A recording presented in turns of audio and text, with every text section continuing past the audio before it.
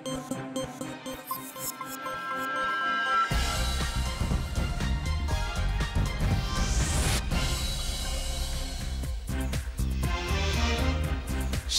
বাজারে আসছে করোনার র্যাপিড কিট, খরচ কম, ফল 20 মিনিটে।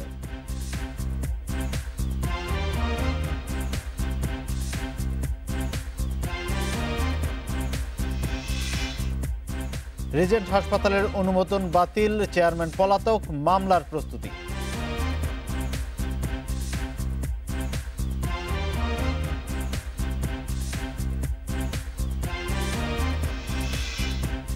বান্দরবানে গুলিতে নিহত 6, আহত 3। সন্তু লার্মা গ্রুপকে দায় দিল সংস্কারপন্থীরা।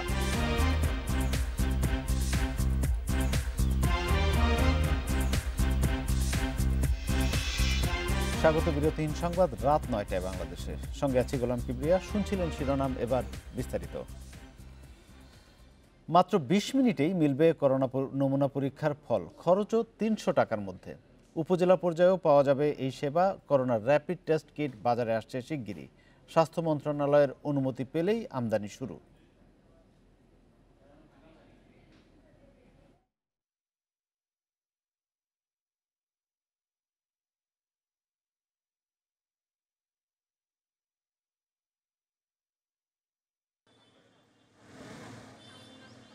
করোনা পরীক্ষার দীর্ঘ লাইন, ঘন্টার পর ঘন্টা লাইনে দাঁড়িয়ে রোগীরা। এখন দেশে করোনা পরীক্ষার ল্যাব 73টি, তাও যথেষ্ট নয়। দিনে 15 থেকে 18 হাজার পরীক্ষা হলেও সুযোগ পাচ্ছেন না অনেকেই। একটি RT-PCR মেশিনে এক চক্র বা 96টি নমুনা পরীক্ষা করতে সময় লাগে 5 থেকে 7 ঘন্টা। রিপোর্ট পেতে লাগে বেশ কয়েকদিন। র্যাপিড টেস্ট কিট চালু হলে কাটবে এই সংকট। আমরা পরামর্শ দিয়েছি যে বিভিন্ন কমিটির পক্ষ থেকে যাতে অ্যান্টিজেন বেসড যে টেস্টগুলো আছে সে টেস্টগুলো যাতে করা যায়, এবং ইতিমধ্যে আপনার ওষুধ প্রশাসনের মহাপরিচালক মহোদয় সেখানে যে কমিটি আছে তাদের মাধ্যমে একটি নীতিমালা তৈরি করেছেন। ভারত, যুক্তরাষ্ট্র, যুক্তরাজ্য ও ব্রাজিল সহ বিভিন্ন দেশে এরই মধ্যে শুরু হয়েছে র্যাপিড টেস্ট। RT-PCR এর জন্য দামি যন্ত্রপাতি ও ল্যাবের প্রয়োজন হলেও এক্ষেত্রে সেটা লাগে না। ব্যক্তির লালা একটি স্ট্রিপে নিলে মাত্র 20 মিনিটে জানা যাবে ফল। সংক্রমণের মাত্রা এবং নমুনা পরীক্ষার যে ভলিউম যদি দেখি, সেই হিসেবে যদি আমরা বিবেচনা করি, তাহলে আমাদের আসলে র্যাপিড টেস্টের দিকে যাওয়া খুব জরুরি। অ্যান্টিজেন টেস্টের মাধ্যমে সেটা যদি ভালো সেন্সিটিভিটি এবং স্পেসিফিসিটির হয়, অবশ্যই সেটা আমাদের জন্য খুব উপকারী এবং স্বল্প সময়ের মধ্যে, স্বল্প খরচের মধ্যে আমরা অনেক বেশি নমুনা পরীক্ষা করতে পারব। স্বাস্থ্য অধিদপ্তর বলছে, মন্ত্রণালয়ের অনুমোদন পেলেই র্যাপিড টেস্ট কিটে করোনা পরীক্ষা শুরু হবে। আমরা মনে করি যে একটা PCR টেস্ট করতে যে পরিমাণ খরচ, এটা দিয়ে আমরা অন্তত 5টা অ্যান্টিজেন টেস্ট, 5 জনের অ্যান্টিজেন টেস্ট করতে পারবো। সুতরাং বাংলাদেশের মতো দেশে এটা অবশ্যই বলবো যে এটা সাশ্রয়ী এবং এটা সবাই করতে পারবে। এখানে বায়োসেফটি, বায়োসিকিউরিটির ব্যাপার নেই। অ্যান্টিবডি টেস্টের নীতিমালা চূড়ান্ত। করোনা পরীক্ষার অ্যান্টিজেন কিটের নীতিমালা হবে এ সপ্তাহেই। ওষুধ প্রশাসন অধিদপ্তর জানালো, অ্যান্টিবডির কার্যকারিতা 90%, আর অ্যান্টিজেনের 80 থেকে 90 এবং স্পেসিফিটি 100%, এমন কিটই আমদানির অনুমতি দেওয়া হবে। কোয়ালিটি যে বিষয়টা, এটা একটা খুব গুরুত্বপূর্ণ। তারপরে আপনার ধরেন যে কিটগুলো আমরা নিয়ে আসবো, সেটি একটা ভালো রেগুলেটরি অথরিটি কর্তৃক অ্যাপ্রুভ আছে কিনা, যেগুলো সেন্সিটিভিটি এবং স্পেসিফিসিটি অনেক বেশি, এবং USFDA সহ অন্যান্য রেগুলেটরি অথরিটি যেগুলোকে ভালো রেগুলেটরি অথরিটি যেগুলোকে অ্যাপ্রুভ করেছে, সেগুলোই আমরা আমাদের দেশের জন্য অ্যালাউ করব। অ্যান্টিজেন পরীক্ষায় পাওয়া পজিটিভ রিপোর্টকে নির্ভুল ধরা হয়। উপসর্গ থাকলে নেগেটিভ রিপোর্ট আবার পরীক্ষা করা হবে RT-PCR মেশিনে। Hasan Misbah, Independent News, Dhaka. এ বিষয়ে আরও জানাতে রাজধানীর ক্যান্টনমেন্ট এলাকা থেকে যোগ দিচ্ছেন স্বাস্থ্য অধিদপ্তরের কোভিড-19 সমন্বয় কমিটির সদস্য সচিব ডক্টর রিজওয়ানুল করিম। ডক্টর রিজওয়ানুল করিম, আপনাকে স্বাগত। আমরা শুনছিলাম করোনা টেস্ট কিট নিয়ে। র্যাপিড টেস্ট কিটের অনুমোদন কবে নাগাদ পাওয়া যেতে পারে, সেটার কোনো ধারণা দিতে পারেন? আর এতদিন পরে যদি এটি প্রয়োজনীয়ই হয়, তাহলে আমরা এতদিন পরে কেন যাচ্ছি এদিকে?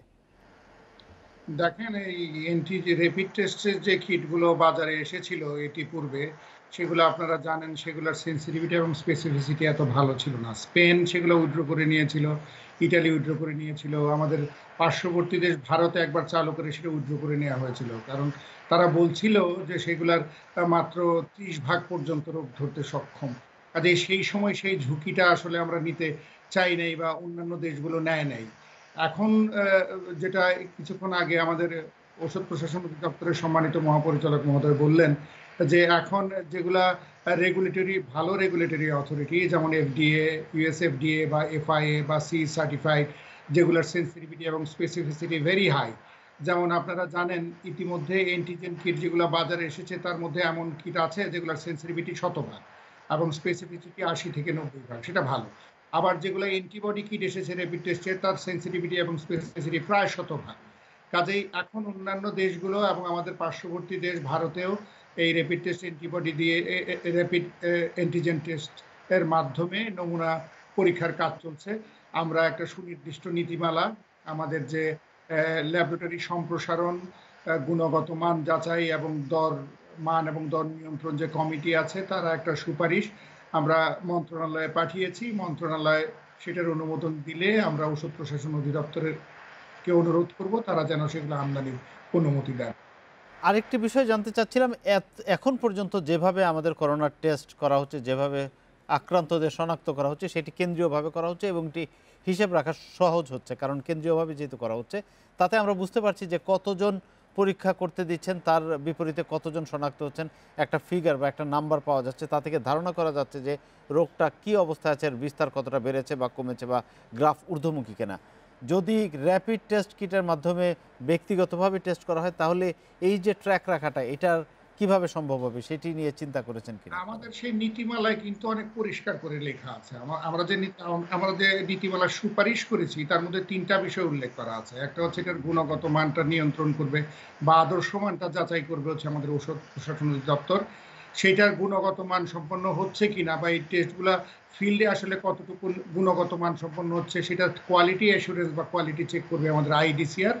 এবং মূল্য যেটা নিয়ন্ত্রণ করবে, সেই নিয়ন্ত্রণ করবে হচ্ছে আমাদের স্বাস্থ্য অধিদপ্তর বা স্বাস্থ্য মন্ত্রণালয়। এইগুলা কিন্তু পয়েন্ট অফ কেয়ার সেন্টারে হবে। আমরা প্রথমে এই কিটগুলা ফ্রি ব্যবহার, মানুষ যত্রতত্র ব্যবহারের অনুমতি দেওয়ার কিন্তু সুপারিশ করিনি। যেমন এখন আপনি যদি একটা কিট আরটিপিসিআর করতে চান, সেটা জেলা সদর হাসপাতাল বা মেডিকেল কলেজ হাসপাতাল ছাড়া সম্ভব না, কারণ সেটার মধ্যে বায়োসেফটি সিকিউরিটির ব্যাপারগুলো লাগে। সেটা যদি আমরা উপজেলা হেলথ কমপ্লেক্স পর্যন্ত নিয়ে যেতে পারি, মানুষের অ্যাক্সেস বাড়বে, মানুষের অ্যাফোর্ডেবিলিটি বাড়বে, টেস্টের অ্যাভেলেবিলিটি বাড়বে, কিন্তু অ্যাট দ্য সেম টাইম আমাদের পক্ষে রেকর্ড রাখা কিন্তু সম্ভব হবে, কারণ উপজেলা পর্যায় থেকে আমরা নিয়মিত রেকর্ডগুলো আমাদের কাছে আসে। কাজেই আমরা এই টেস্ট কিটগুলোর মাধ্যমে উপজেলা এবং জেলা পর্যায়ের বিভিন্ন সরকারি বা বেসরকারি স্থাপনা থেকে আমরা একটা রেগুলেশনের মাধ্যমে, এমআইএস এর মাধ্যমে এই তথ্যগুলো আমরা সংগ্রহ করতে পারবো, আমরা আশা করি। সেইভাবেই আমাদের নীতিমালা শুরু। অবশ্যই ডক্টর রিজওয়ানুল করিম, আপনাকে অনেক ধন্যবাদ আমাদের সঙ্গে যুক্ত থাকার জন্য। করোনায় আবারও বেড়েছে মৃত্যুর সংখ্যা। গতকালের তুলনায় 11 জন বেশি মৃত্যুর খবর দিয়েছে স্বাস্থ্য অধিদপ্তর। ব্রিফিংয়ে জানানো হয় মঙ্গলবার দুপুর পর্যন্ত গত 24 ঘন্টায় নতুন 55 জনের মৃত্যুর তথ্য। শনাক্ত 3027 করোনা রোগী। এই সময়ে সুস্থ হয়েছেন 1953 জন। দেশে করোনা পরীক্ষাগার বাড়লেও কমেছে নমুনা পরীক্ষার সংখ্যা। এর আগে দিনে 18,000-এরও বেশি নমুনা পরীক্ষা হলেও মঙ্গলবার দুপুর পর্যন্ত গত 24 ঘন্টায় 74টি ল্যাবে নমুনা সংগ্রহ হয় 13,491 জনের। এর মধ্যে পরীক্ষা হয় 13,173 জনের। 24 ঘন্টায় কোভিড-19 রোগী শনাক্ত হয় 3,027 জন। পরীক্ষা বিবেচনায় শনাক্তের এই হার 22.98। এ নিয়ে এখন পর্যন্ত মোট শনাক্ত 1,68,645 জন। এ পর্যন্ত নমুনা পরীক্ষা হয়েছে 8,73,480টি। গত 24 ঘন্টায় যা নমুনা পরীক্ষা হয়েছে তাতে শনাক্ত হয়েছে 3,027 জন। ব্রিফিংয়ে জানানো হয় আরও 55 জনের মৃত্যুর খবর। এর মধ্যে পুরুষ 49 জন ও নারী 6 জন। এই নিয়ে মোট মৃত্যু দাঁড়ালো 2,151 জনে। এই সময় সারা দেশে সুস্থ হয়েছেন 1,953 জন। মোট সুস্থ 78,102 জন। শতাংশের হারে যা 46.31। শনাক্ত বিবেচনায় মৃত্যুর হার 1.28%। যারা মৃত্যুবরণ করেছেন তাদের মধ্যে 46 জন পুরুষ, 9 জন নারী। ঢাকা বিভাগে 27 জন, চট্টগ্রাম বিভাগে 12 জন, রাজশাহী বিভাগে 2 জন, খুলনা 7 জন, বরিশাল 2 জন, সিলেট 2 জন, রংপুর 2 জন, ময়মনসিংহ 1 জন। ব্রিফিংয়ের শুরুতেই গর্ভবতী নারী ও শিশুদের টিকাদান কর্মসূচি অব্যাহত আছে জানিয়ে সবাইকে প্রয়োজনীয় টিকা নেয়ার অনুরোধ জানানো হয়। যথাযথ স্বাস্থ্যবিধি মেনে দেশব্যাপী সকল টিকাদান কেন্দ্রে টিকাদান কার্যক্রম চলমান রয়েছে। বাদ পড়া ঝরে পড়া শিশুদের তালিকাভুক্ত করে টিকাদান নিশ্চিত করা হচ্ছে। এছাড়া বাদ পড়া ঝরে পড়া 15 থেকে 49 বছর বয়সী নারীদেরকেও তালিকাভুক্ত করে তাদের টিডি টিকাদান নিশ্চিত করা হচ্ছে। এছাড়া করোনা চিকিৎসার জন্য এরই মধ্যে কুয়েত মৈত্রী, সোহরাওয়ার্দী সহ 3টি হাসপাতালে কেন্দ্রীয় অক্সিজেন প্লান্ট বসানো হয়েছে বলেও জানান অধ্যাপক Nasima Sultana. Zahidul Bashar, Independent News, Dhaka. Corona পরীক্ষার ৬,০০০-এর বেশি ভুয়া রিপোর্ট দিয়েছে রিজেন্ট হাসপাতাল। এছাড়া অনুমোদনহীন কিটের মজুদও পেয়েছে ভ্রাম্যমাণ আদালত। এসব অভিযোগে হাসপাতালটি সিলগালা করে দিয়েছে র্যাব। চেয়ারম্যান মোহাম্মদ শাহেদ সহ ১৭ জনের বিরুদ্ধে মামলাও হচ্ছে। এরই মধ্যে হাসপাতালের অনুমোদন বাতিল করে বিজ্ঞপ্তি দিয়েছে স্বাস্থ্য অধিদপ্তর। রিজেন্ট হাসপাতালে ভর্তি করোনা আক্রান্তের টেস্ট করার অনুমতি ছিল, কিন্তু নমুনা নিয়েছে সবার। ৩,৫০০ টাকা করে নিয়েও পরীক্ষা না করেই দিয়েছে রিপোর্ট। এসব অভিযোগের সত্যতা খুঁজতে সোম ও মঙ্গলবার উত্তরা শাখায় অভিযান চালায় র্যাবের ভ্রাম্যমাণ আদালত।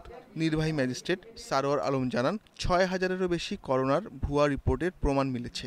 স্যাম্পলগুলি লোকজনের বাড়িতে কালেকশন করে নিয়ে এসে এই রিজেন্ট গ্রুপের যে হেড অফিস, যেটা কিন্তু হাসপাতাল নয়, হেড অফিসে বসে এই সমস্ত স্যাম্পলগুলি রেখে দিত এবং ৫-৭ দিনের স্যাম্পলগুলি একসাথে করে তারা কিন্তু পরবর্তী ফেলে দিত। আমরা কিন্তু সেই স্যাম্পলগুলোও পেয়েছি। এছাড়া হাসপাতালের আইসিইউ ও ল্যাবে আনুষঙ্গিক চিকিৎসা সামগ্রী না থাকা এবং অস্বাস্থ্যকর পরিবেশ পেয়েছে র্যাব। অভিযান শেষে সিলগালা করে দেওয়া হয়েছে হাসপাতালটির উত্তরা শাখা ও প্রধান কার্যালয়। এর যে ডায়াগনোসিস ল্যাব, এই ল্যাবে কোনো মেশিন নেই এবং এখানে কোনো টেস্ট না করে রিপোর্ট দেওয়া হতো এবং এটার ফ্রিজের মধ্যে এক অংশে পাওয়া গেছে রিয়েজেন্ট আর দ্বিতীয় অংশে পাওয়া গেছে মাছ, আয়ের মাছ দিয়ে ফ্রিজ ভর্তি করে রেখে দিয়েছে। এবং এইটার যে আপনার ডিসপেন্সারি, ওষুধের দোকান যেটা, সেখানে যে সমস্ত সার্জিক্যাল আইটেম আপনার এখানে ওই সুতার থেকে শুরু করে মানে সার্জিক্যাল সুতার থেকে শুরু করে বিভিন্ন আইটেম পাওয়া, যেগুলো আজ থেকে আরও ৫ থেকে ৬ বছর আগে এক্সপায়ার হয়ে গেছে। ২০১৩ সালে ৫০ শয্যার রিজেন্ট হাসপাতালকে অনুমোদন দেয় স্বাস্থ্য অধিদপ্তর। ২০১৭ সালে মিরপুরেও শাখা খোলার অনুমতি পায়, কিন্তু লাইসেন্স নবায়ন করেনি বলে জানিয়েছে র্যাব। সোমবার হাসপাতালটির উত্তরা ও মিরপুর শাখায় অভিযান চালিয়ে ৮ জনকে আটক করা হয়। Ashiq Hossain, Independent News, Dhaka. এ নিয়ে কথা বলতে বার্তাকক্ষ থেকে আমাদের সঙ্গে যোগ দিচ্ছেন সহকর্মী আশিক হোসেন।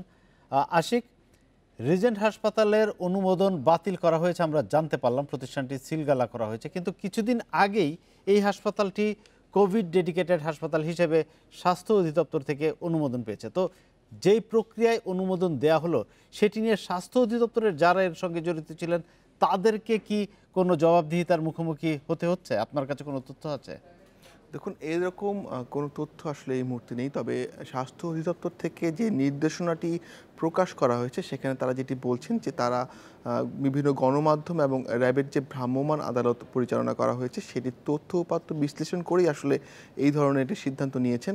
তারা যেটি বলছেন যে নিয়ম বহির্ভূতভাবে এবং প্রতারণার মাধ্যমে রিজেন্ট হাসপাতাল যে কোভিড-19-এর যে মুক্ত যে সার্টিফিকেট দিয়ে আসছিলেন কিংবা যে পরীক্ষাগুলো করছিলেন সেগুলোর বিষয়ে তারা আসলে এই ভ্রাম্যমাণ আদালত থেকে জানতে পেরেছেন এবং জানতে পারার পরই তারা আসলে প্রতিষ্ঠানটিকে বন্ধ করে দেওয়ার জন্য নির্দেশ প্রদান করছেন এবং এটিকে বন্ধ করে দেওয়ার জন্য যে প্রয়োজনীয় যে ব্যবস্থা সেই ব্যবস্থাগুলো নেওয়ার জন্য আসলে জানিয়েছেন। আরেকটি বিষয় যে এই হাসপাতালটি কিন্তু একটি দীর্ঘ সময় ধরে লাইসেন্স যে তাদের যে লাইসেন্সের মেয়াদ সেটি কিন্তু বেশ কয়েক বছর আগেই মেয়াদ উত্তীর্ণ হয়েছে, তারপরেও কিন্তু তারা কার্যক্রম পরিচালনা করছিলেন। শুধু যে কার্যক্রম পরিচালনা করছিলেন তাই নয়, তারা কিন্তু প্রথম দিকে কোভিড-19-এর বিস্তারের প্রথম দিকে যে কয়েকটি হাসপাতালকে কোভিড ডেডিকেটেড হাসপাতাল হিসেবে ঘোষণা করা হয়েছিল সেই হাসপাতালগুলোর মধ্যেও কিন্তু একটি এই উত্তরা শাখার রিজেন্ট হাসপাতালটি। তো সেটি আসলে কীভাবে অনুমোদন পেল এবং সেটিকে আসলে কীভাবে কোভিড ডেডিকেটেড হাসপাতাল হাসপাতাল হিসেবে ঘোষণা করলো স্বাস্থ্য অধিদপ্তর, সেই বিষয়গুলো নিয়ে এক ধরনের সমালোচনা তো অবশ্যই আছে। পাশাপাশি নিশ্চয়ই এই বিষয়টিও আসলে তদন্ত করে আসলে দেখা উচিত যে এর পিছনে কারা ছিলেন এবং কীভাবে আসলে এই হাসপাতালটি অনুমোদন ছাড়াই এত দীর্ঘ সময় আসলে আসলে তাদের কার্যক্রম পরিচালনা করলো। পাশাপাশি কোভিড-19 মতো একটি সেন্সিটিভ বিষয় নিয়ে আসলে তারা কিন্তু চিকিৎসা দিয়ে আসছিল। হাসপাতালটি সিলগালা করা হয়েছে, তো সেইখানে যেই রোগীরা চিকিৎসাধীন ছিলেন তাদের কি অবস্থা, তারা কোথায় গেলেন, কোথায় আছেন, চিকিৎসা নিচ্ছেন? গতকালকেই যখন প্রথম অভিযানটি পরিচালনা করা হয় তারপর থেকে কিন্তু এই হাসপাতালটি থেকে যারা চিকিৎসা নিচ্ছিলেন তাদেরকে কিন্তু বিভিন্ন হাসপাতালে চলে যেতে বলা হয়েছিল।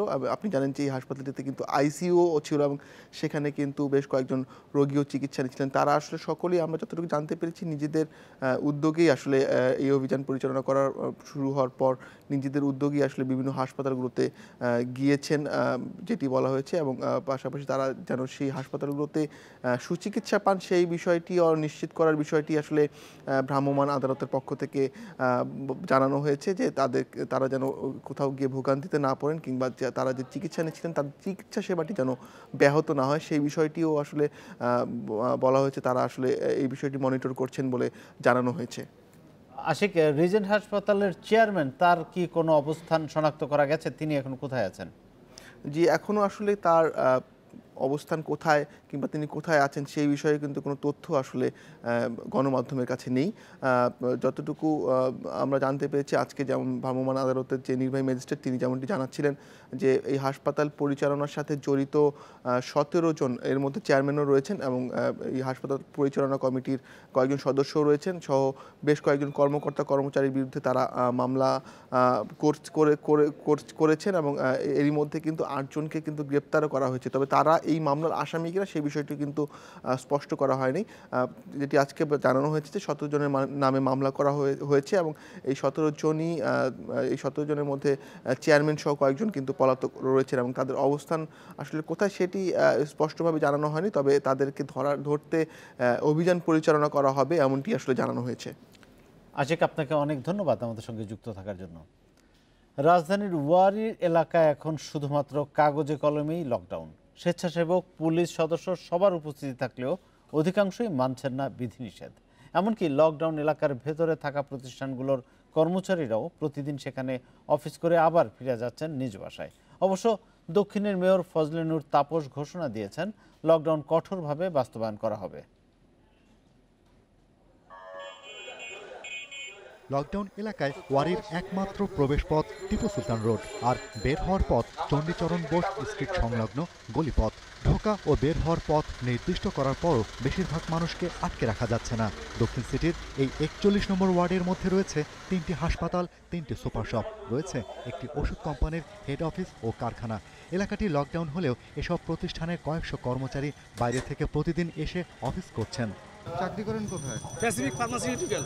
আচ্ছা, লকডাউন এলাকা মোটরসাইকেল নিয়ে যাওয়া নিষেধ, এটা তো আগে থেকে না করে? না, এটা আমাদের কালকে বলছে লিস্ট দিতে, লিস্ট দেওয়া আছে।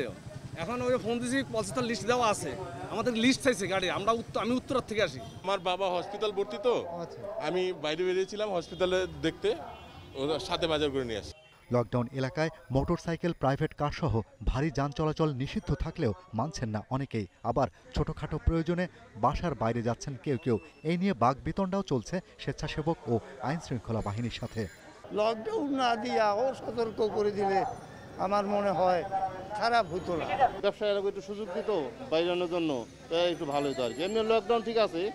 পর্যাপ্ত স্বেচ্ছাসেবক থাকলেও কড়াকড়ি নিয়ন্ত্রণ করা যাচ্ছে না। পুলিশ বলছেন এলাকাবাসী সহায়তা না পেলে কোনো উদ্যোগ সফল হবে না। তাদের কর্মীরা ঠিক আছে, মোটরসাইকেলে আসছে, এটা আমিও দেখেছি। কারণ এরা সকালে 9টার মধ্যে ঢুকে, আবার বের হইতে হইতে সন্ধ্যা হয়ে যায়। এই মোটরসাইকেলটা বাইরে কোথাও রাখাও রিস্ক হয়ে যায়। দুপুরে নগর ভবনের দক্ষিণ সিটি কর্পোরেশনের মেয়র জানান, মহামারী ঠেকাতে জোনভিত্তিক লকডাউনের কোনো বিকল্প নেই। তাই লকডাউন এলাকায় জনসাধারণের চলাফেরা নিষিদ্ধ করা হয়েছে। আপনারা সবাই আমাদেরকে সহযোগিতা করবেন, সহায়তা করবেন, আমরা যেন সুষ্ঠুভাবে এটা বাস্তবায়ন করতে পারি।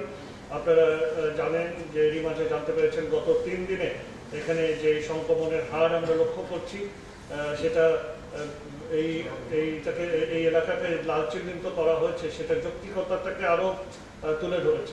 4 জুলাই থেকে 21 দিনের লকডাউন শুরু হয়েছে এই ওয়ারী এলাকায়, শেষ হবে 25 July. Shahriar Anirban, Independent News, Dhaka. বান্দরবানে প্রতিপক্ষের গুলিতে 6 জন নিহত ও 3 জন আহত হয়েছেন। সকালে সদর উপজেলার রাজবিলা ইউনিয়নে এই ঘটনা ঘটে। নিহতরা জেএসএস সংস্কারপন্থী গ্রুপের নেতাকর্মী বলে দাবি করে হত্যাকাণ্ডের জন্য জনসংহতি সমিতির মূল দল সন্তু লার্মা গ্রুপকে দায়ী করেছেন MN লার্মা সংস্কারপন্থী গ্রুপের নেতারা। মঙ্গলবার সকাল 7টার দিকে পার্বত্য চট্টগ্রাম জনসংহতি সমিতি সংস্কারপন্থী MN লার্মা গ্রুপের বান্দরবান জেলা কমিটির সভাপতি রতন তঞ্চঙ্গার বাড়িতে চলছিল নাস্তার প্রস্তুতি। এ সময় কয়েকজন পোশাকধারী সন্ত্রাসী ঘরে ঢুকে এলোপাতাড়ি গুলি চালায়। এতে ঘটনাস্থলে মারা যান দলটির 6 নেতাকর্মী। দাদা ফাঁক করতেছে আইছিল রান্না করার জন্য, উনি সন্ত্রাসীরা আইসে গুলি করে মারা গেছে। উনি মনে হয় আইসে 5 জন। নিহতরা সবাই MN লার্মা গ্রুপের সংস্কারপন্থী কেন্দ্রীয় ও জেলা পর্যায়ের নেতাকর্মী। তারা হলেন গ্রুপের জেলা কমিটির সভাপতি রতন তঞ্চঙ্গা, বিমল কান্তি চাকমা, ডেভিড মার্মা, জয় ত্রিপুরা, জিতেন ত্রিপুরা ও মিলন চাকমা। আর আহত 3 জনের মধ্যে নিরু চাকমা ও বিদ্যুৎ চাকমা দলের কর্মী এবং হাওয়াংচিং মার্মা তাদের প্রতিবেশী। আহতরা সবাই বান্দরবান সদর হাসপাতালে চিকিৎসাধীন। 3 থেকে 5 জন সশস্ত্র গ্রুপ এই আমাদের এই বাগমারার বাজারের পাশে একটা ঘরের ভিতরে সশস্ত্র অবস্থায় প্রবেশ করে এবং ব্রাশ ফায়ার করে। এই ব্রাশ ফায়ারে 6 জন লোক নিহত হয়, 3 জন আহত হয়। আহত ব্যক্তিদেরকে আমরা হাসপাতালে নেওয়ার ব্যবস্থা করছি, তাদের চিকিৎসা চলতেছে। এ ঘটনায় জনসংহতি সমিতির মূল দল সন্তু লার্মা গ্রুপকে দায়ী করেছেন সংস্কারপন্থী দলের নেতারা। এটা জেসে সন্তু লার্মা এখানে কোনো আমাকে রান্না বান্না আছে আর ওনার যেহেতু কেন্দ্র নেতা। ঘটনার পর থেকে এলাকায় থমথমে অবস্থা বিরাজ করছে। রতন তঞ্চঙ্গার বাড়িতে মোতায়েন রয়েছে অতিরিক্ত সেনা ও পুলিশ সদস্য। Independent News desk. এই বিষয়ে আরও জানাতে বান্দরবান থেকে যোগ দিয়েছেন সহকর্মী মংখিং মার্মা। মংখিং, এই ঘটনায় কারা জড়িত এ ব্যাপারে কি কোনো তথ্য পাওয়া গেছে? পুলিশ এবং স্থানীয়রা কি বলছেন আর এলাকার পরিস্থিতিটা কি এখন? যেমনটি বলেছেন, আজকে সকাল 7টা নাগাদ এই হত্যাকাণ্ডের ঘটনাটি ঘটে রাজবিলা বান্দরবান সদর উপজেলার রাজবিলা ইউনিয়নের বাগমারা একটি এলাকায়। সেখানে আসলে সন্ত্রাসীরা এসে এলোপাতাড়ি ভাবে গুলি করে রতন তঞ্চঙ্গের বাড়িতে, এবং সেখানে কিন্তু 6 জন নিহত হয়েছে। তারা সকলেই সংস্কারপন্থী সদস্য এবং নেতাকর্মী বলে জানিয়েছেন দলের নেতাকর্মীরা।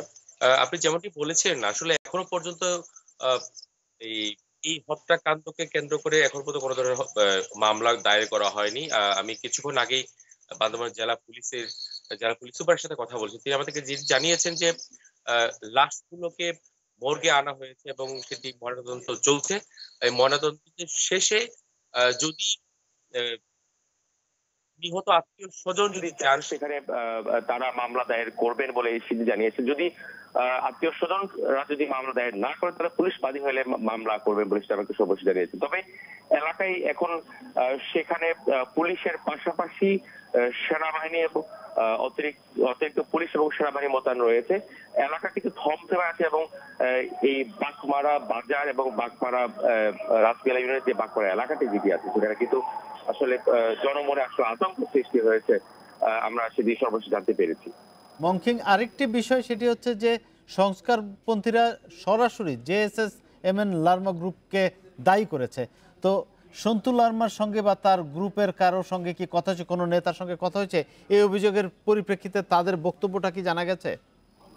আপনি যেমনটি বলেছেন যে আমরা যোগাযোগ করার চেষ্টা করেছি এবং দীর্ঘদিন ধরে কিন্তু এই বাগমারা এবং এই রাজবিলা ইউনিয়নে আধিপত্যকে কেন্দ্র করে তাদের যে সন্ত্রাসী কার্যকলাপ, চাঁদাবাজি, অপহরণ, হত্যা, গুম, সেটি ঘটে আসছে দীর্ঘদিন ধরে। আমরা এই জনসংহতি সমিতির যে সংস্কারপন্থী তাদের বক্তব্য প্রেক্ষিতে আমরা জনসংহতি সমিতির বান্দরবান জেলার যে সাধারণ সম্পাদক, তার সাথে আমরা যোগাযোগ করেছি। তিনি মুঠোফোনে আমাকে যেভাবে জানিয়েছেন, তিনি বলেছেন যে আসলে তারা এই ঘটনাটির সাথে কোনোভাবেই সম্পৃক্ত নয় এবং তারা এই ঘটনার যারা ঘটিয়েছে তার প্রতিবাদ জানিয়েছে এবং এই ঘটনার সাথে সংশ্লিষ্ট তারা নয় বলে আমাদেরকে সুস্পষ্টভাবে জনশক্তি সমিতি সাধারণ সম্পাদক বান্দরবান জেলার যিনি কেমন মারমাতি আমাদেরকে নিশ্চিত করেছেন। আমরা দেখি যে বান্দরবান এলাকায় বিভিন্ন জায়গায় রাঙামাটিতেও আমরা দেখেছি যে বিভিন্ন গ্রুপের মধ্যে এরকম নিজেদের অন্তর্কন্দল বলেন বা এক গ্রুপের সঙ্গে আরেক গ্রুপে আধিপত্য বিস্তারকে কেন্দ্র করে খুনোখুনি রক্তপাতের ঘটনা ঘটছে। বেশিরভাগ ক্ষেত্রে দেখা যায় অত্যাধুনিক অস্ত্র ব্যবহার করছে সন্ত্রাসীরা আবার দুর্বৃত্তরা। সেক্ষেত্রে এই অস্ত্রগুলোর চালান কোথা থেকে আসে? স্থানীয় পুলিশ সেনাবাহিনী তারা এগুলো অভিযান চালাচ্ছেন কিনা এই অস্ত্র উদ্ধার বা যারা এর সঙ্গে জড়িত তাদেরকে ধরতে? আপনি যেটি বলেছেন আসলে এই বান্দরবান উপজেলার বান্দরবান সদর উপজেলার মধ্যে এই রাসবিলা ইউনিয়ন আসলে রাঙ্গামাটি বান্দরবান এবং দুর্গম যে এলাকার সাথে একটু সম্পৃক্ত পকেট। মাঠের অনুশীলনে বেড়াইতে ঘাম ঝরিয়েছেন লম্বা সময়।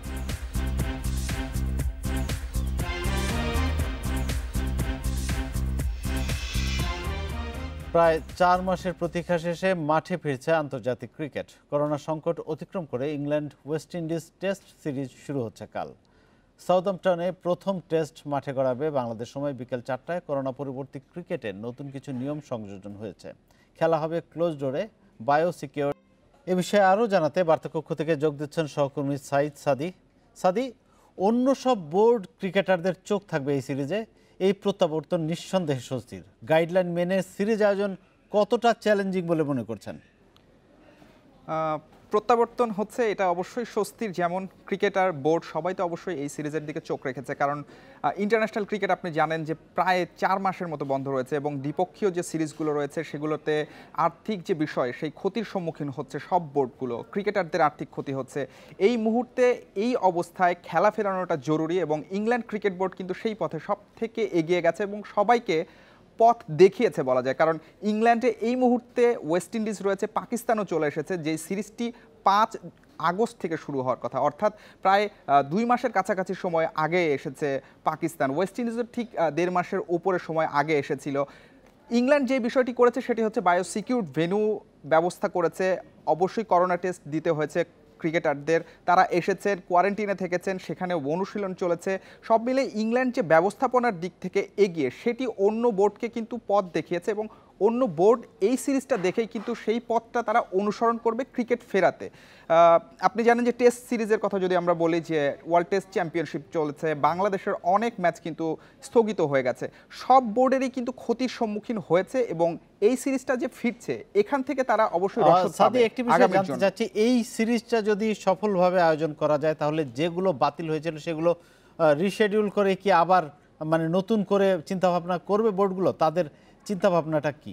আর টেস্ট ম্যাচের কথা অবশ্যই বলতে হয়, কারণ টেস্ট ম্যাচ যেহেতু ওয়ার্ল্ড টেস্ট চ্যাম্পিয়নশিপের অংশ, সেগুলোকে মাঠে অবশ্যই গড়াতে হবে। তবে সামনের বছরে যে ব্যস্ত সূচি রয়েছে সেখানে আসলে কোথায় জায়গা দেওয়া সম্ভব সেটা নিয়ে ভাবতে হবে। এবছরে যেহেতু টি-20 বিশ্বকাপ এবং এশিয়া কাপ রয়েছে এবং সেই দুটো নিয়েও শঙ্কা রয়েছে, সে দুটো যদি স্থগিত হয় বা পিছিয়ে যায় সেক্ষেত্রে কিছুটা সময় বের করা যাবে। এবং এই সিরিজটা যেহেতু মাঠে গড়াচ্ছে, এখান থেকে ব্যবস্থাপনা কেমন হয়েছে, কিভাবে দলগুলোকে রাখা হয়েছে, কতটুকু গুরুত্ব দিয়ে আসলে সতর্কতার সঙ্গে এই সিরিজটা আয়োজন করা গেছে, বিধিনিষেধ তো রয়েছে আপনি জানেন, সেগুলো মোকাবেলা করে ক্রিকেট ফেরানোর ক্ষেত্রে যদি চ্যালেঞ্জগুলো জেতা সম্ভব হয় ইংল্যান্ড এবং ওয়েস্ট ইন্ডিজের পক্ষে, আশা করি সেটা সম্ভব হবে।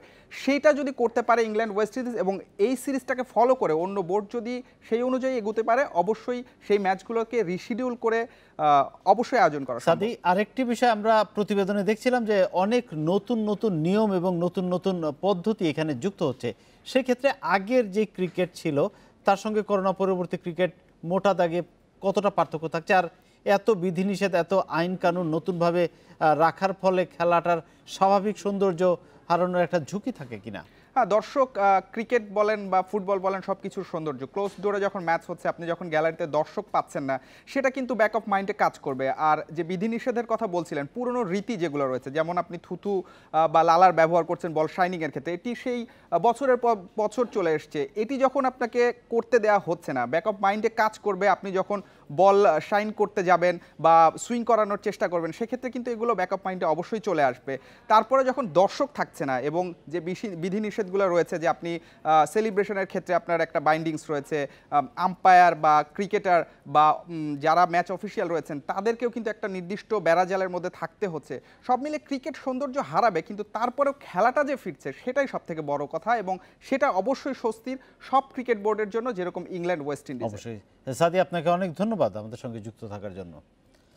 সংস্কার অভ্যাস অনেক ক্ষেত্রে কুসংস্কার অবিচ্ছেদ্য অনুষঙ্গ হয়ে আছে আধুনিক ক্রিকেটে, কিন্তু করোনা বিরতির পর প্রত্যাবর্তনে বদলে যাচ্ছে অনেক কিছু। আইনে পরিবর্তন এনে স্বাস্থ্য ঝুঁকি কমানোর চেষ্টা আইসিসির, কিন্তু নতুন প্রেক্ষাপটে কি অক্ষুণ্ণ থাকবে ক্রিকেটের চিরন্তন আবেদন? এমন অনেক প্রশ্নের জবাব দর্শকেরা খুঁজবেন ইংল্যান্ড উইন্ডিজ টেস্ট সিরিজে। বোলিং অ্যাকিউরেসি বা স্পিনের সাথে কোনো সম্পর্ক নেই, তবে প্রতিটি ডেলিভারির আগে এভাবে কেশ বিন্যাস প্রায় বাধ্যতামূলক ছিল শাহিদ আফ্রিদির জন্য। টেন্ডুলকার, মালিঙ্গা, বুমরা জেন্টলম্যান গেমে আনঅর্থোডক্স অ্যাকশন অভ্যেস সংস্কারে ভিন্ন মাত্রা যুক্ত করেছেন কিংবদন্তিরাও। কিন্তু করোনা পরবর্তী সময়ে ক্রিকেট আর থাকছে না নিতান্ত অভ্যেস, আবেগ কিংবা সংস্কারের। সাউথহ্যাম্পটনের ক্রিকেট উৎসব রীতিমতো শুষ্ক, মলিন দেখাচ্ছে একটুখানি লালার ঘাটতিতে। পরিবর্তিত শাইনিং আইনে কেমন হবে পেসারদের লড়াই? বায়োসিকিউর পরিবেশে ক্রিকেট ফেরানোর যে যজ্ঞ, সেটা কি বিপর্যয় ডেকে আনবে ছোট্ট একটা ভুলে? এটা আমাদের জন্য খুবই একটা সুখবর, কারণ অনেকদিন আমরা ক্রিকেট থেকে দূরে ছিলাম, আমরা কোনো ম্যাচই দেখতে পাচ্ছিলাম না। সো সবার মতো আমরা ভেরি এক্সাইটেড। মনোযোগের কেন্দ্রে পেসাররা। লালার ব্যবহার নিষিদ্ধ হওয়ায় ব্যবহার বাড়বে ঘামের, কিন্তু তাতে কি মিটবে রিভার্স সুইংয়ের শর্ত? বিরূপ কন্ডিশনে ইম্প্রোভাইজেশনে সমাধান বের করাতে বরাবরই সিদ্ধহস্ত পাকিস্তানি পেসাররা, যে কারণে উইন্ডিজ সিরিজ ছাপিয়ে পাকিস্তান 3 লায়ন্স সিরিজে চোখ অনেকের। করোনার সময়টাতে ক্রিকেট ফিরছে এবং আমার মনে হয় এটা এই কম বেশি সব দর্শকই অনেক রোমাঞ্চিত এবং অপেক্ষায় আছে কখন ক্রিকেট মাঠে ফিরবে। ওয়েস্ট ইন্ডিজ সিরিজটা একটা ভালো একটা আদর্শ জায়গা হতে পারে আফটার করোনা, কারণ ওইখানে আপনি বুঝতে পারবেন, ওইখানে আপনি দেখে বুঝতে পারবেন যে কীভাবে ওরা স্বাস্থ্যবিধি মেনে খেলছে, কীভাবে নিজেদের প্রোটেক্ট করছে, কীভাবে নিজেকে সেফ রাখছে। 18 শতকে যখন প্রথম পথ চলা শুরু হয়েছিল আন্তর্জাতিক ক্রিকেটের, তখন ছিল না আইন বা টেকনিক নিয়ে এত মাতামাতি।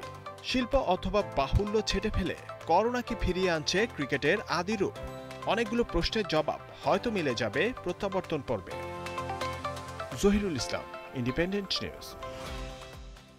করোনা আতঙ্ক পাশ কাটিয়ে মাঠে অনুশীলন শুরু করেছেন মুশফিকুর রহিম। সকালে বাড্ডার বেড়াইদে ফর্টিস গ্রুপের মাঠে ঘণ্টা দুয়েক রানিং, স্ট্রেচিং আর পিচে হালকা নক করেছেন। সিনিয়র ক্রিকেটারদের মধ্যে মুশফিকই প্রথম যিনি এই পরিস্থিতিতেও মাঠে অনুশীলন শুরু করেছেন। একদিন আগে মিরপুর হোম অব ক্রিকেট ঘুরে ফেসবুক পেজে আবেগী বার্তায় পরিষ্কার করেছিলেন মাঠে ফেরা তাড়না। 24 ঘন্টা না যেতেই সবুজ গালিচায় ফিরে প্রাণ ভরে নিঃশ্বাস নিয়েছেন মুশফিকুর রহিম। জুনের প্রথম সপ্তাহে শেরে বাংলা স্টেডিয়ামে ব্যক্তিগত অনুশীলনের জন্য বিসিবির কাছে অনুরোধ করেছিলেন মিস্টার ডিপেন্ডেবল, কিন্তু করোনা পরিস্থিতির উন্নতি না হওয়ায় বোর্ডের সবুজ সংকেত মেলেনি। এর মধ্যেই স্বাস্থ্য সুরক্ষা নিশ্চিত করে বিকল্প খুঁজছিলেন মুশফিক। হাত বাড়িয়েছে ফর্টিস গ্রুপ। দীর্ঘদিন ঘরবন্দি ফিটনেস ট্রেনিংয়ে হাঁপিয়ে উঠেছেন, বাসার বাইরে আরও বেশি ঘাম ছড়িয়েছেন, তাতে কিছুটা আক্ষেপ তো মিটেছে। টাইগার ক্রিকেটের সবচেয়ে পরিশ্রমী সদস্য করোনা সংকটও যেন এগিয়ে অন্যদের থেকে। প্রথম দিনের অনুশীলনে খোশ মেজাজেই ছিলেন। দৃষ্টিনন্দন মাঠে সকালে ঘণ্টা দুয়েক রানিং, স্ট্রেচিং আর পিচে হালকা নক করেছেন, তাতে অন্যদের কাছে বার্তা পৌঁছে গেছে। বাকিরাও বাইরে বেরিয়ে অনুশীলনে কথা ভাবছেন নিশ্চয়ই। Saiful Majumdar, independent news. এই ছিল খেলার খবরে, এবার অন্যান্য প্রসঙ্গ।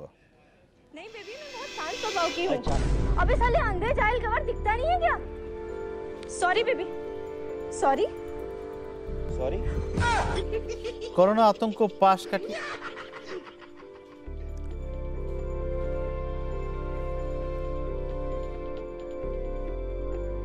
সম্প্রতি লাদাখে সংঘর্ষে জড়ায় চীন এবং ভারত। দফায় দফায় বৈঠকে সে উত্তেজনা থামলেও প্রভাব রয়ে গেছে। ভারতে টিকটক সহ সামাজিক যোগাযোগের বেশ কটি চীনা অ্যাপ নিষিদ্ধ করা হয়েছে। একই পথে হাঁটছে যুক্তরাষ্ট্র এবং হংকং।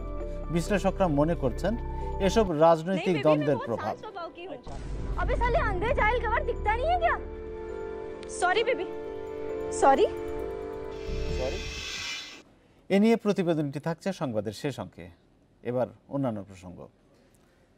মন্ত্রিসভায় রদবদলের জোর গুঞ্জন শুরু হয়েছে। ধারণা করা হচ্ছে স্বাস্থ্য মন্ত্রণালয় সহ কয়েকটি মন্ত্রণালয়ে পরিবর্তন আসছে। মন্ত্রিসভায় যুক্ত হতে পারে কয়েকটি নতুন মুখ। তবে কবে, কখন এবং কাকে কোন দায়িত্ব দেওয়া হচ্ছে সে বিষয়ে নিশ্চিত তথ্য নেই আওয়ামী লীগ নেতাদের কাছে। তারা বলছেন সবই নির্ভর করছে প্রধানমন্ত্রী শেখ হাসিনার সিদ্ধান্তের উপর।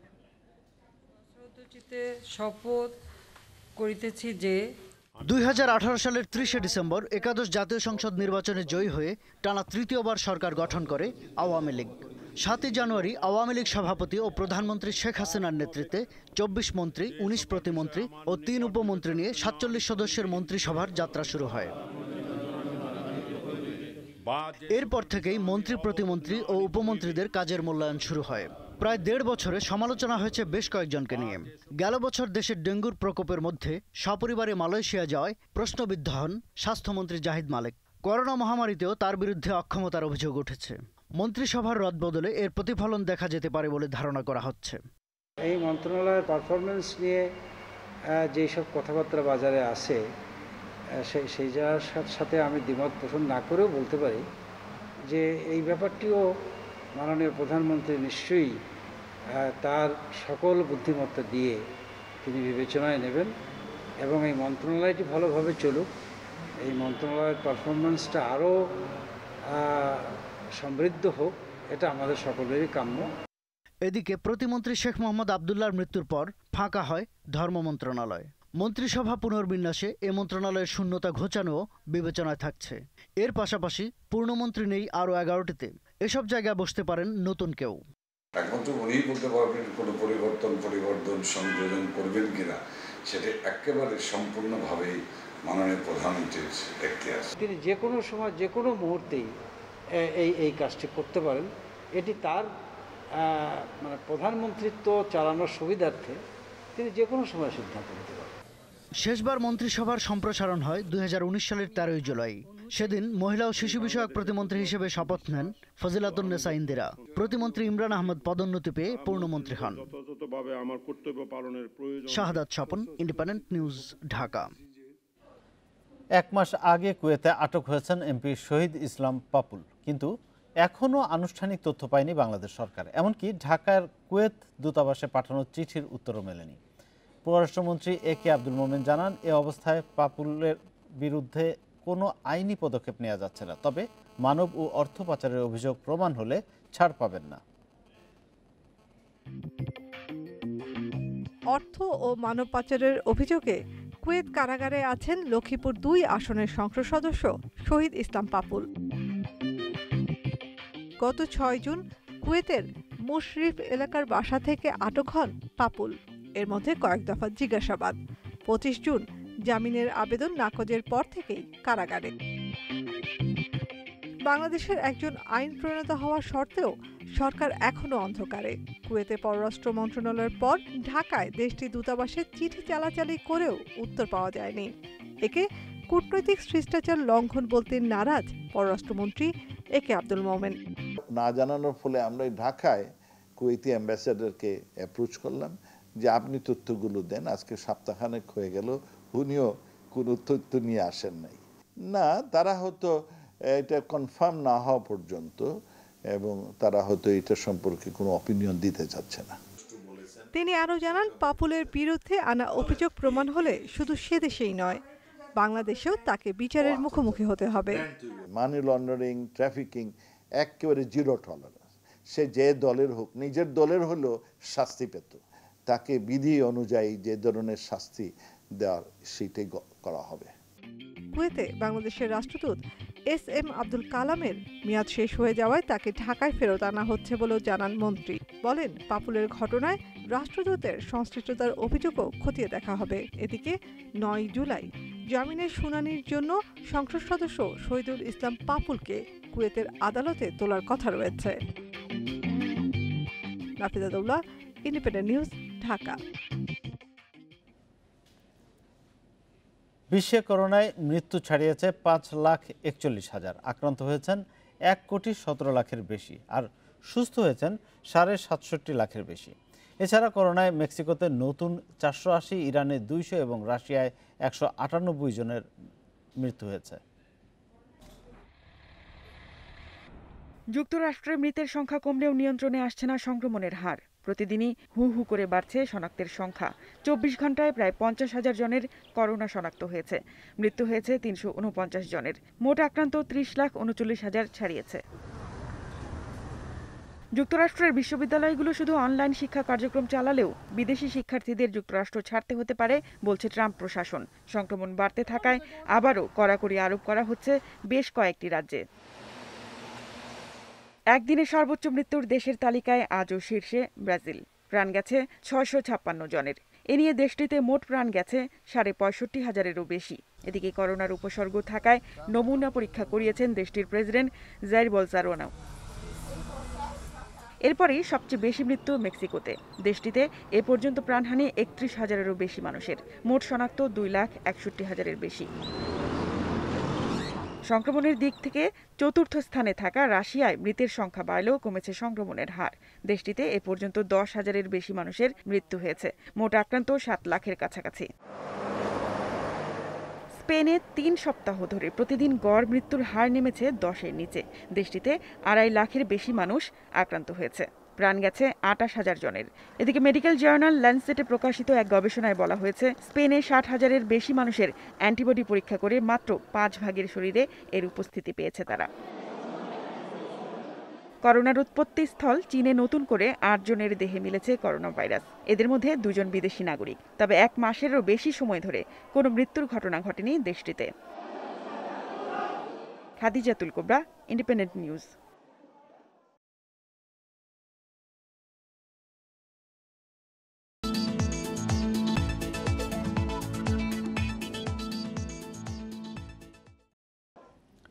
অস্ট্রেলিয়া থেকে 2 ছেলে মেয়ে ফেরার পর 15 জুলাই হবে সঙ্গীতশিল্পী এন্ড্রু কিশোরের শেষকৃত্য। সমাহিত করা হবে রাজশাহীর সার্কিট হাউস এলাকার খ্রিস্টান মিশনারি সমাধিস্থলে। এই সিদ্ধান্ত জানিয়েছেন তার স্বজনেরা। এদিকে তার ভক্তদের দাবি, রাজশাহীতে প্রিয় শিল্পীর নামে গড়তে হবে মেমোরিয়াল ট্রাস্ট।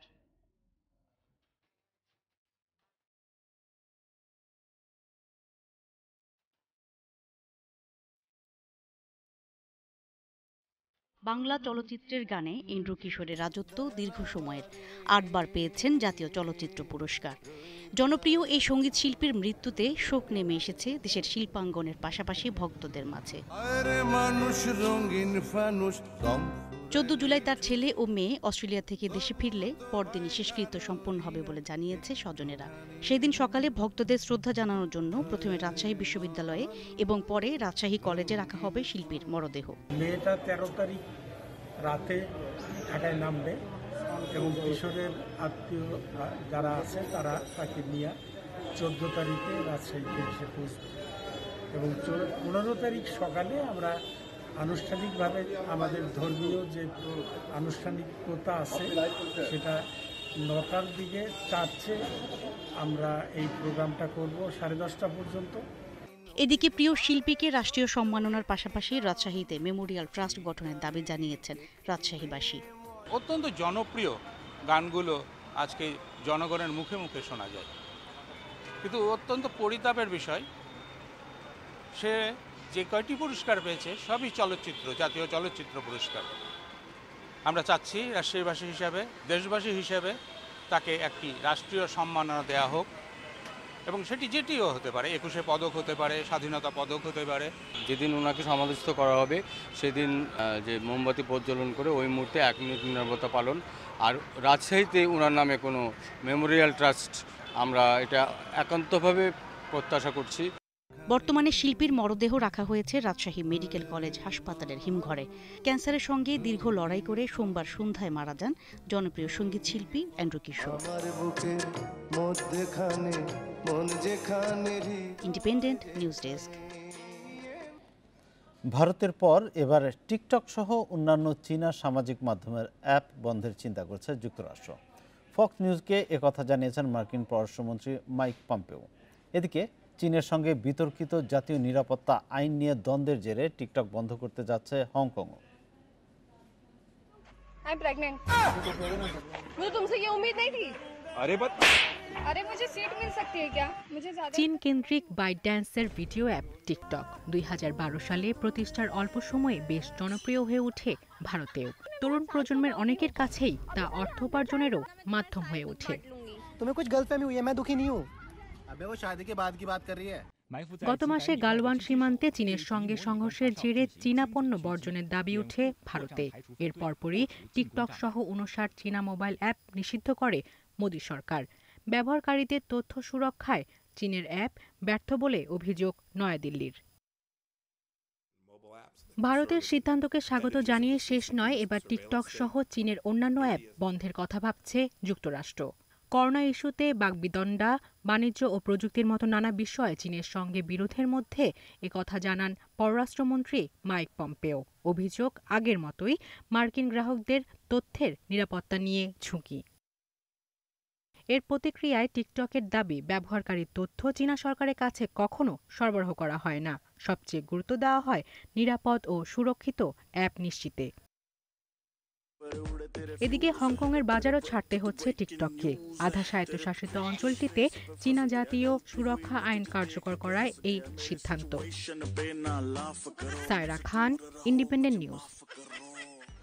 এই ছিল বিরতিহীন সংবাদ রাত 9টায় বাংলাদেশে। ইন্ডিপেন্ডেন্ট টেলিভিশনের সংবাদ আরও বিস্তারিত জানতে চোখ রাখুন আমাদের ফেসবুক, ইউটিউব এবং টুইটারে। সাথে থাকার জন্য ধন্যবাদ।